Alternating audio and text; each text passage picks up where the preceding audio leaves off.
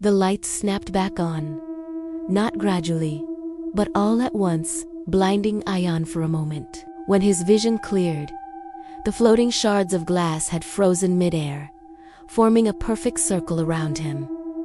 The reflections weren't just showing her face anymore. They were showing her moving toward him.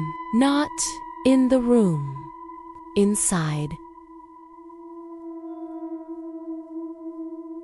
The shards, as if she was walking through 100 tiny worlds, getting closer with every step. Ayan screamed and ran for the door, but the doorknob burned his hand, glowing faintly, like someone on the other side was gripping it. He stepped back, trembling, as the knob slowly turned on its own.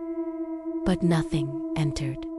Nothing. Yet, behind him, the shards suddenly snapped together, forming a tall, cracked mirror, taller than it had ever been. The glass wasn't reflecting his room anymore. It showed a dark hallway, lit by weak blue lights, stretching endlessly into blackness.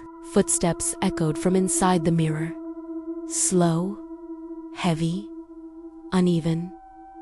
A pale hand pressed against the inside of the glass. Then, a second. The surface rippled like water. Her voice came through, softer than before, almost gentle. You tried to run, but every mirror leads back to me.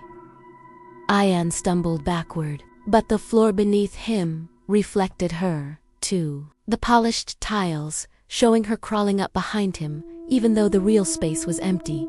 Before he could escape, a cold, glassy hand reached out from the mirror and grabbed his ankle. The touch was freezing, sharp like broken ice. He clawed at the floor, screaming as she pulled him toward the mirror. His fingernails scraped the tiles, leaving long, desperate marks. The last thing he saw before being dragged through was his own reflection. But it wasn't screaming. It was smiling with her eyes. Then the mirror sealed shut, leaving the room quiet and completely empty.